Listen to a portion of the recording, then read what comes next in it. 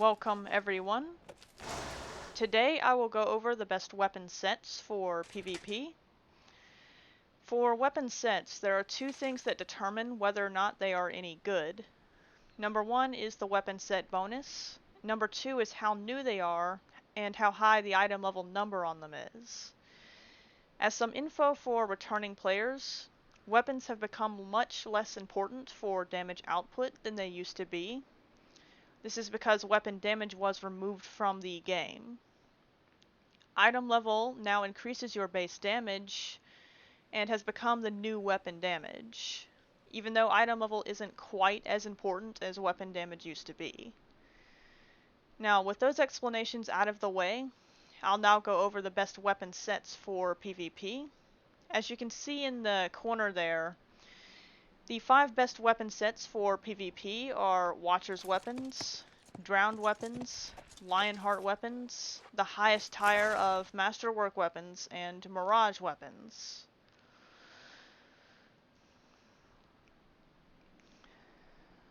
To start with, here are the Watcher's Weapons.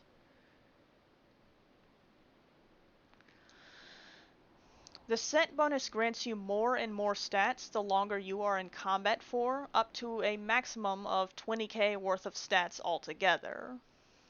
All of which are good stats for PvP. If that wasn't enough, these weapons come in percentage form, the stats come in percentage form instead of ratings form. This makes Watcher's Weapons a very reliable source of damage that maxes out in longer fights. Watcher's Weapons are a little bit older, so they don't have the highest item level, but they still provide a decent amount of item level. Watcher's Weapons are good on any DPS class in PvP. They're only best in slot for some of the classes though. Rogue is one of the classes that these weapons are best in slot on. This is because they improve Rogue's ability to win fights when we get caught in worst case scenarios, such as being stuck in a 1 versus 1. These weapons do this while maintaining a high effectiveness for winning matches.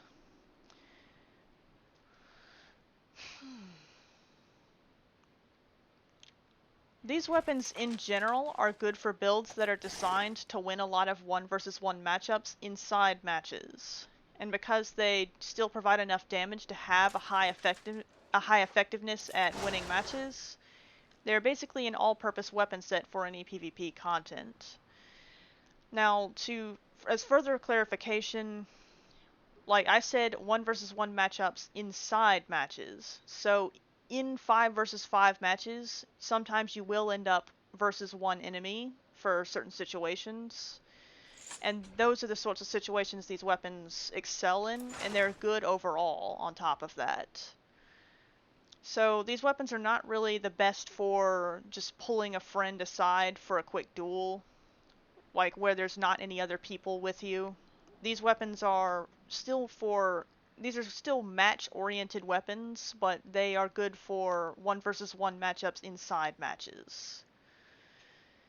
Now, since few people seem to remember how to get Watcher's Weapons, I've put a guide on how to farm the Watcher's Weapons in the description for this video.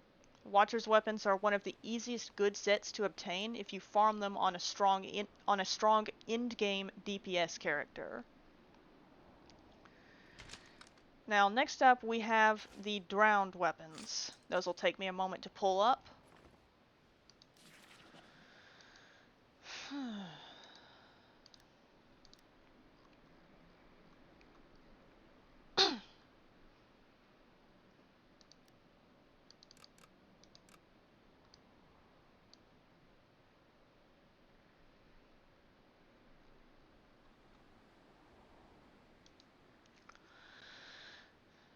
Drowned Weapons provide a really strong self-heal that is up 50% of the time, in exchange for much blunter feeling damage.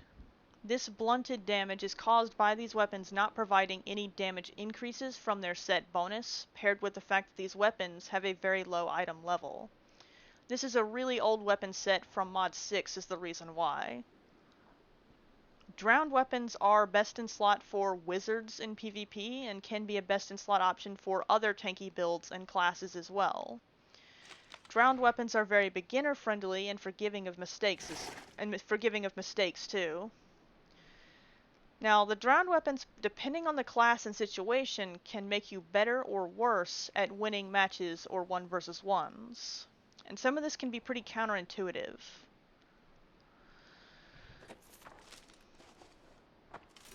For example, a rogue running drowned weapons actually can have a lower chance of winning a 1 versus 1 versus another rogue that's running damage dealing weapons.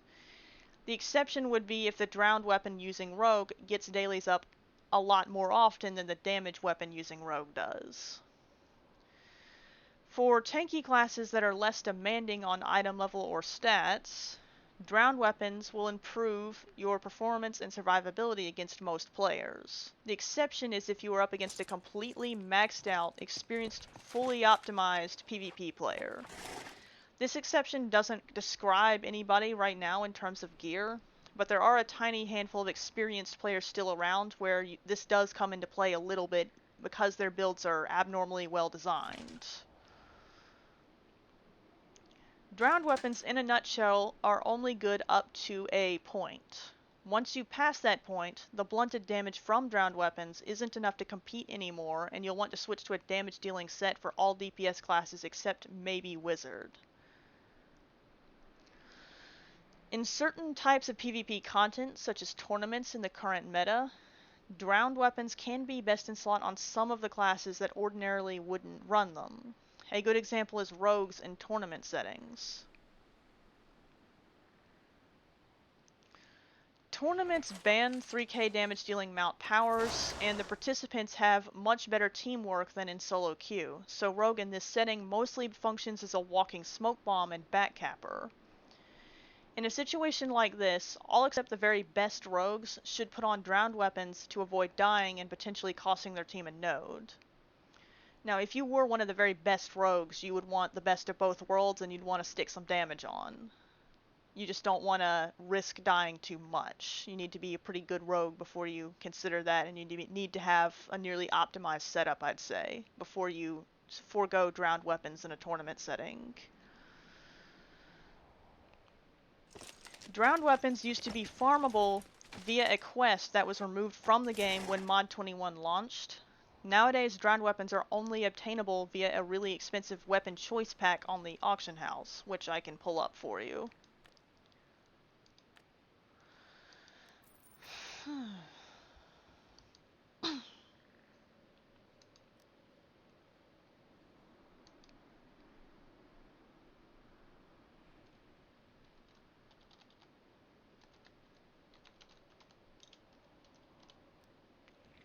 There's a few of those here. Now this is cheaper than they used to be, but it's still pretty expensive. I wouldn't buy this pack, honestly, especially not with the Mod 22 being so close by. But that is where you can get them if you are rich. Now, you don't actually need drowned weapons as I described, but some people erroneously thought they did. Drowned weapons are not a best in slot weapon across the board. You can make do with other sets, and in some cases the other sets will actually be a lot better than drowned weapons. Like, especially once you have become an experienced, maxed out player that's fully optimized their setup. Now, people don't do that right now, but later on that could become important information.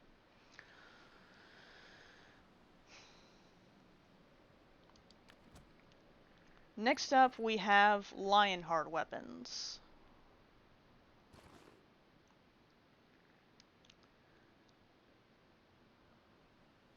These weapons are a best-in-slot option for squishy damage-oriented classes and high-end builds. These weapons provide a really good damage-increasing set bonus and a high item level. When you dodge, they also increase your damage resistance in exchange for temporarily lowering the damage bonus. Lionheart is a solid option for high item level ranger builds. It's better than Watcher weapons for ranger. Lionheart weapons are good on rogue too, but Watcher weapons are a little bit better on rogue. Notably, Lionheart Weapons incentivize you to conserve your dodges more in order to get max damage. Some of the other sets they will let you dodge more freely without any penalty for that. I wouldn't worry about it too much either way. These weapons come from Tower of the Mad Mage. You can also buy them on the auction house in unbound form now. Next up we have Masterwork Weapons, which I have an older set of right here.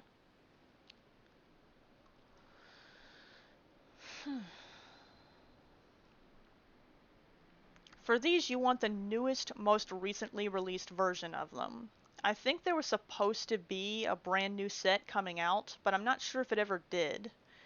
I was not able to find it when I tried to look for it on the auction house. And I wasn't able to find it anywhere else I tried to look either. The highest tire I was able to find when I searched the auction house was the 900 something item level ones called Mastered, which is the same ones I have on the screen here. Mine are just upgraded. Masterwork weapons are a best-in-slot option for support classes like healers and the Bard class. They can also be good in tournaments if 3 of your teammates are running them, though you probably don't want to have all 5 teammates running these when you could have those other 2 teammates on drowned weapons instead. Like, you want to mix and match accordingly at the moment. You don't want everybody on the same set usually for a tournament setting. Now, note that you don't need to get the +1 versions of these weapons. The regular ones are perfectly serviceable and are usually much cheaper. Like, the only real benefit to the +1 version is slightly higher item level and a minuscule increase in stats. They function the same otherwise. And lastly, we have the Mirage Weapons. Now, those will also take me a moment to pull up.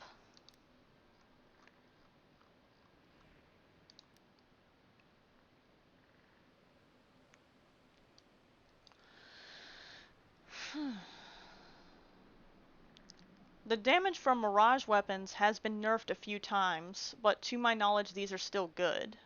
I'm not sure exactly how good though.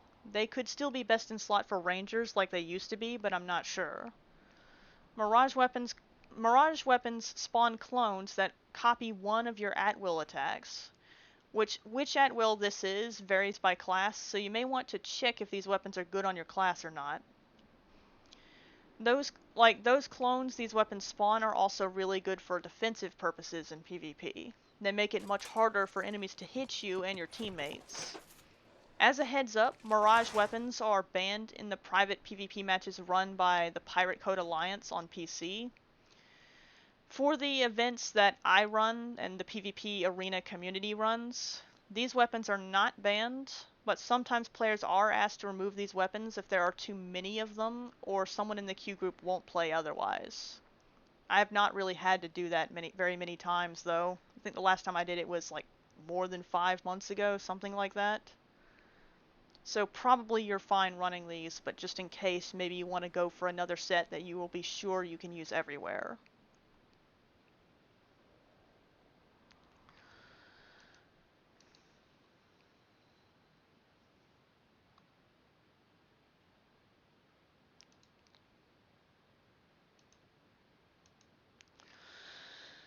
Moving on to the decent, but never best in slot weapon options.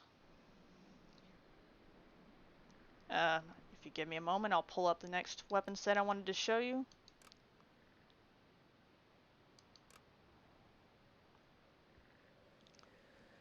The Burning Weapons set can be obtained from the same expensive weapon set choice pack that I showed you earlier, the one on the auction house, that the drowned weapons come from. Burning Weapons give you a lot of action points.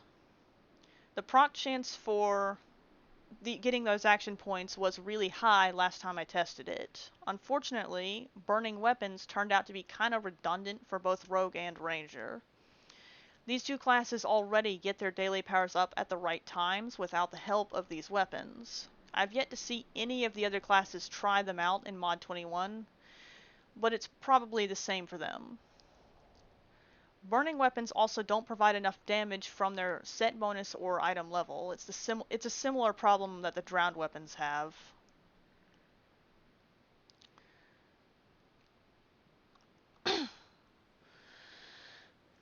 If maximum AP gain builds become best in slot again at any point, the burning weapons could see a comeback. But as things currently stand, partial AP gain builds are better than full AP gain builds are. Right now, maximum AP gain builds feel very situational and often have a bigger dependence on their team than builds with less AP gain do. In short, the partial AP gain builds that most people run right now are just better rounded and better overall. And the maximum AP gain setups can be situationally really good, but in the situations they're not as good in, you will definitely feel the difference. It definitely can hurt your ability to compete, but it can be fun to run.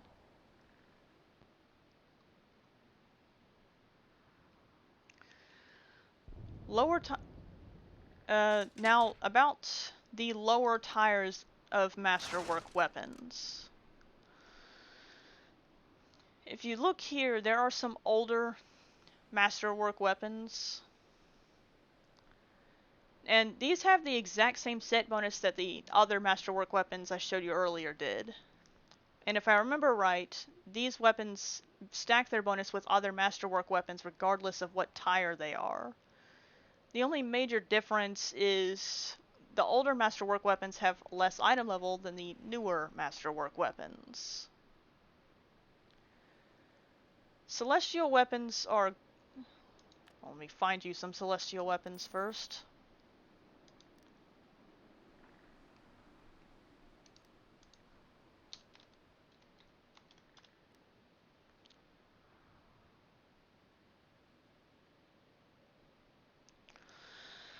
Celestial weapons are good in PvP simply because they are new weapons with a high item level. Their set bonus isn't something that you can really count on in PvP. They come from the Zariel trial. You can also buy them off the auction house here in Unbound form, because of the new Unbound tokens. As another thing I wanted to go over real quick, all of the above weapon sets come with side bonuses that you can unlock. Like all of the weapon sets that I went over in that text on the side of the screen there come with side bonuses that you can unlock using cubes of augmentation. Now real quick I'm going to show you the cubes of augmentation, and I'm going to change the text.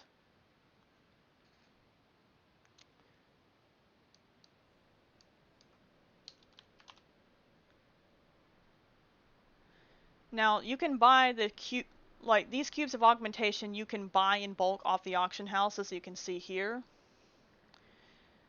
Like all of the weapon sets I went over come with side bonuses.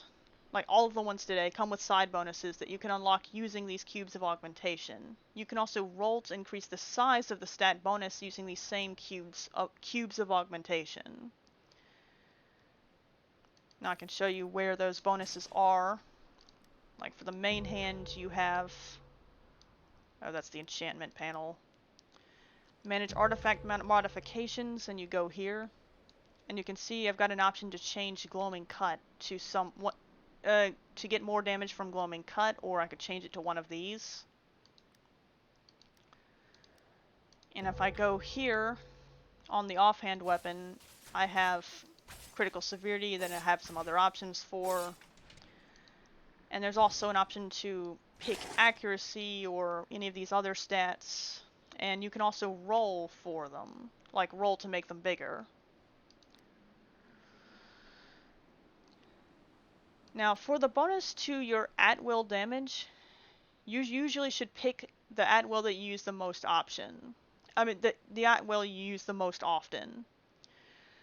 For the bigger stat bonus, usually you pick a stat that you need more of. I usually pick accuracy. For the smaller stat bonus, you usually want the 500 critical severity or the 5% stamina gain. The 5% stamina gain is the best bang for your buck, but if you still need crit severity, you could pick that.